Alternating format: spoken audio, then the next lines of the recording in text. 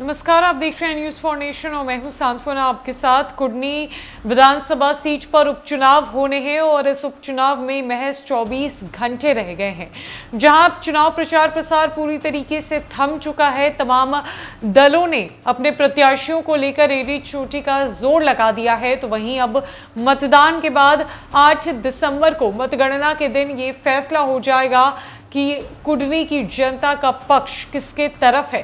हालांकि अगर मुख्य लड़ाई की बात की जाए तो वो बीजेपी बनाम महागठबंधन की नजर आ रही है, लेकिन इस उपचुनावी मैदान में कई दल शामिल हो गए हैं। जहां वीआईपी के तरफ से मुकेश सैनी ने नीलाप कुमार को उतारा है, तो वहीं एआईएमआईएम भी इस बार के उपचुनावी मैदान में है ताकि मुस्लिम वोटरों को साधा जा सके। अब इस उपचुनाव में जहां विकास की बातें हो रही है, जहां योजनाओं को धरातल पर रखने की कोशिश की जा रही है, जहां वादे किए जा रहे हैं, तो वहीं दूसरा पासा जाति का भी खेला जा रहा है, जहां जातीय समीकरण को साधने की कोशिश की जा रही है। और यही वजह है कि तमाम दलों ने बेहद सोच समझ के अपने प्रत्याशियों का जाति देखकर जो है वो ऐलान किया था। जहां वीआईपी की तरफ से भूमियार जाति से आने वाले नीलाप कुमार है, तो वहीं जदयू से कुशवाहा जाति से आने वाले मनोज कुशवाहा है।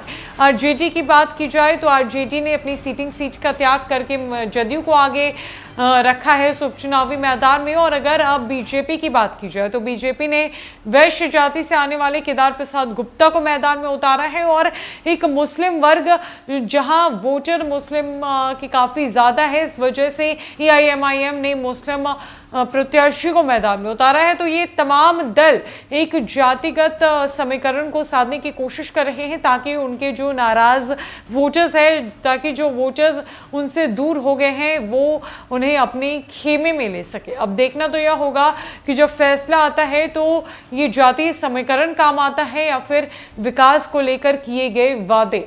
दरअसल जैसे जैसे मतदान के दिन पास आते जा रहे हैं, कुडनी उपचुनाव के चौसर पर चाल तेज होते जा रही है।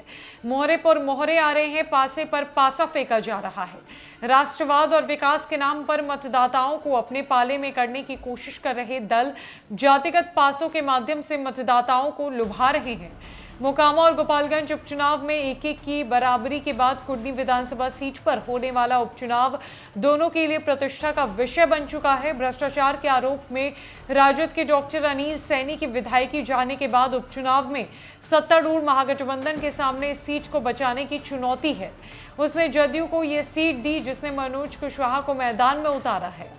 गौरतलब है कि वहीं भाजपा इसे विधानसभा चुनाव में मामूली मतों से मिली हार का बदला लेने के मौके के रूप में देख रही है।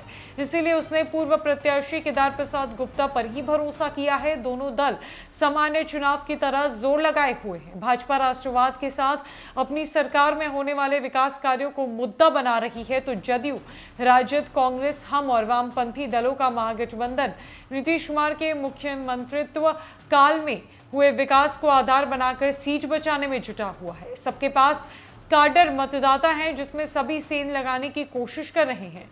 विकासशील इंसान पार्टी यानी कि वीआईपी का नीलाप कुमार को टिकट देना भाजपा से भूमियार मतों को काटने की कोशिश के रूप में देखा जा रहा है। तो भाजपा इसी के कारण बनाकर सैनी मतों पर डोरे डाल रही है।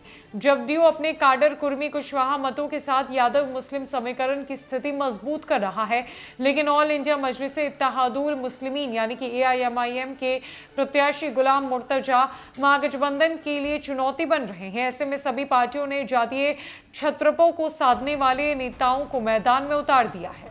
में जाति फैक्टर विकास फैक्टर से ज्यादा हावी होता हुआ नजर आ रहा है और इसकी साफ तस्वीर दलों की तरफ से नजर आई, जहां दलों ने बेहद सोच समझ के जातीय समीकरण साधकर प्रत्याशियों को मैदान में उतारा है। चुनाव प्रचार प्रसार पूरी तरीके से थम चुका है।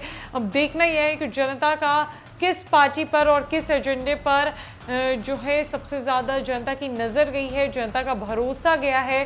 कल यानी कि 5 दिसंबर को मतदान होने हैं, जो सुबह 7 बजे से शुरू हो जाएगा, शाम 5 बजे तक वोटिंग चलेगी और 8 दिसंबर को मतगणना होगी, जिसके बाद रिजल्ट साफ हो जाएगा कि ये रिजल्ट कुडनी उपचुनाव में किस पक्ष में जाता है। जहां महागठबंधन पूरी एड़ी चोटी का जोर लगाने में जुटी हुई है, तमाम जातीय समीकरण को साधने में जुटी हुई है। M+Y और कुर्मी कुशवाहा के वोटरों को अपने खेमे में लेने की कोशिश की जा रही है महागठबंधन की तरफ से। तो वहीं जदयू के राष्ट्रीय अध्यक्ष और मुंगेर सांसद ललन सिंह ने यह तो साफ कह दिया था कि साल 2024 में होने वाला लोकसभा चुनाव अगर फाइनल है तो कुडनी उपचुनाव सेमीफाइनल है, जहां जदयू एक लंबी अवधि के बाद इस उपचुनावी मैदान में है और यहां से जीत कहीं ना कहीं आगे की राजनीति और रणनीति को बिहार में सेट करेगी।